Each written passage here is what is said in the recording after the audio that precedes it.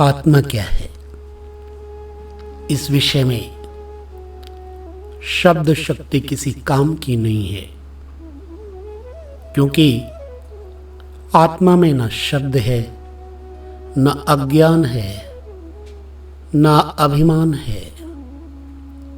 सजातीयता, विजातीयता, सापेक्ष निरपेक्ष, अपना पराया, गुण अवगुण आदि कुछ भी नहीं है। तो हम आत्मा को जानेंगे कैसे? यहां पर कबीर के अनुभव शब्द का हम ध्यान करते हैं। कबीर कहते हैं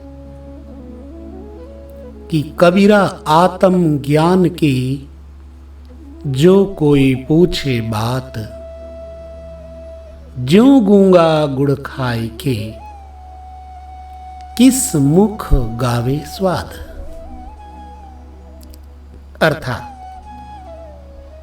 यदि कोई आत्मा के बारे में किसी साधक से प्रश्न करे कि तुम्हें आत्मज्ञान हो चुका है क्या,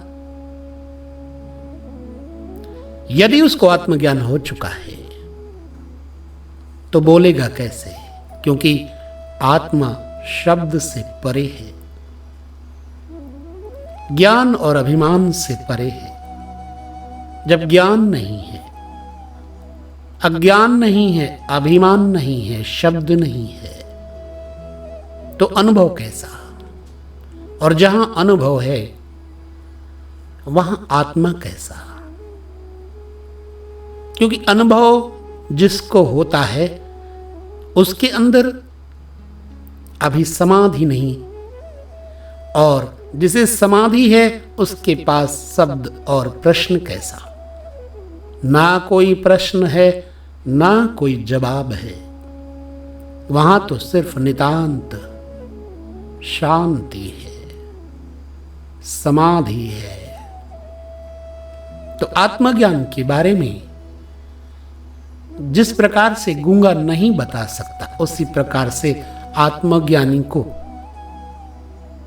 बताना कठिन होगा। इसलिए कबीर ने ये अनुभव के शब्द कहे हैं।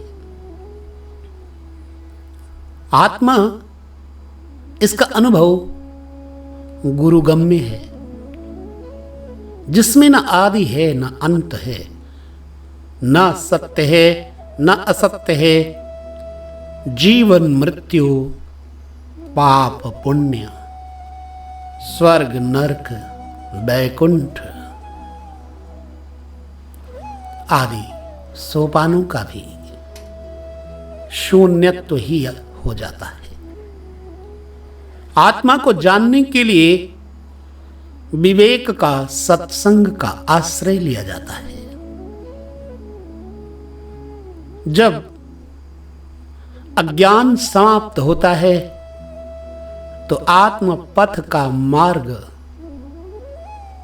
समाप्त होने लगता है, और पूर्णतया कि इस अवस्था को साधक ज्यों-ज्यों अनुभव करता है, त्यों-त्यों आत्म अनुभूति बढ़ने लगती है। यहां ध्यान देने की बहुत आवश्यकता है कि ज्यों-ज्यों आत्म प्रकाश जगता है, त्यों ही त्यों संसार असत्य होने लगता है, अदृश्य होने लगता है। संसार का कोई अस्तित्व तो नहीं रह जाता। ऐसी अवस्था में साधक मौन आनंद को चरम शिखर पर प्राप्त हो जाता है, और चरम शिखर पर पहुंचने के कारण विकार और विचारहीन हो जाता है। बस इसी अवस्था का बोध है मोक्ष पद, आत्म पद की प्राप्ति। क्योंकि छट जाता है भ्रम, मोह माया का जाल, और साधक स्वयं में हो उठता है निहाल। ना वहां श्रम रह गया, ना वहां भ्रम रह गया, वहां तो सिर्फ ब्रह्म, आत्मा, सत्य, मौन,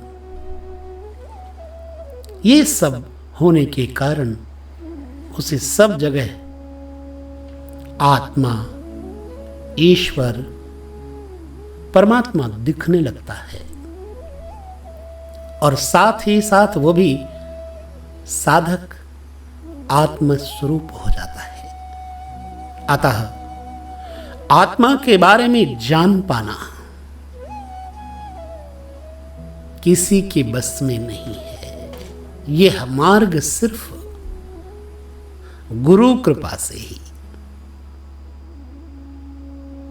प्रशस्त होता है।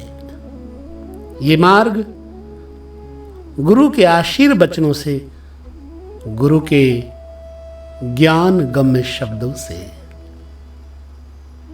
प्रकाशित होता है। इसलिए जितना हो सके गुरु शब्दों का, गुरु पद का आश्रय करें। श्रीमद् भगवद गीता का आश्रय करें। भगवान श्री कृष्ण की उस ज्ञानमयी वाणी का आश्रय करें। यह संसार सिर्फ और सिर्फ स्वप्न तुल्य है। जिस प्रकार स्वप्न में देखा जाने वाला पूरा दृश्य सोने वाले को दिखता है, परंतु जो सो नहीं रहा है उसे नहीं दिखता। उसी तरह अज्ञान और मोह रूपी इस निशा में, माया में फंसा हुआ, सोया हुआ जीव उस सत्य ब्रह्म ईश्वर का, गुरु का, सदगुरु का अनुभव नहीं कर पाता। ऐसी अवस्था में वो अपने मार्ग से भटक जाता है। जबकि मीमांसा कहता है, आत्मावास्यम इदम सर्वम यत् किंचित जगत्याम जगत तेन त्यक्तेन भुंजीथा मां गृधाकस्य सिद्धनम।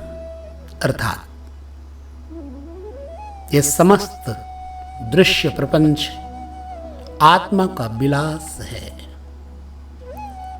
आत्मा के सकाश से चित्त जागृत होकर के उस दृश्य का अनुभव करता है। इस संसार में आत्मा के सिवाय कहीं कुछ नहीं है। बहुत सा धन और बहुत साधन, बहुत से मकान, बहुत से मचान,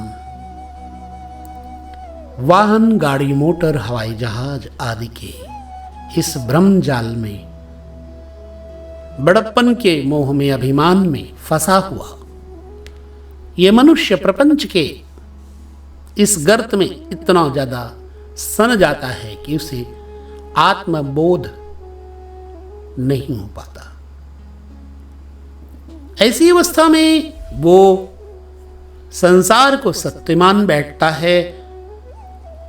परिवार, गृहस्थ, इन सब के मोह माया में फंसकर उन्हीं को अपना सगे संबंधी मानकर रच पच जाता है। तो उसका जो फल है क्या होता है? पुनः जन्म और पुनः मृत्यु, अनंत यातनाएं, यम की अनंत वासनाएं, अनंत योनियां,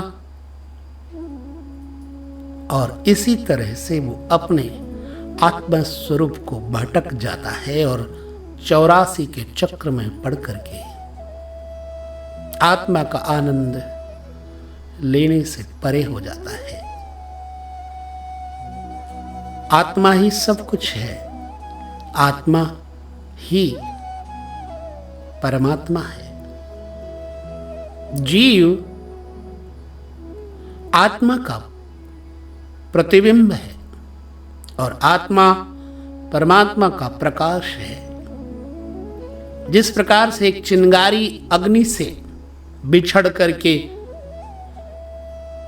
आकाश की ओर दौड़ती है और बुझ जाती है, परंतु वह ज्वाला जो जल रही है वो तब तक नहीं बुझती जब तक आधार लकड़ी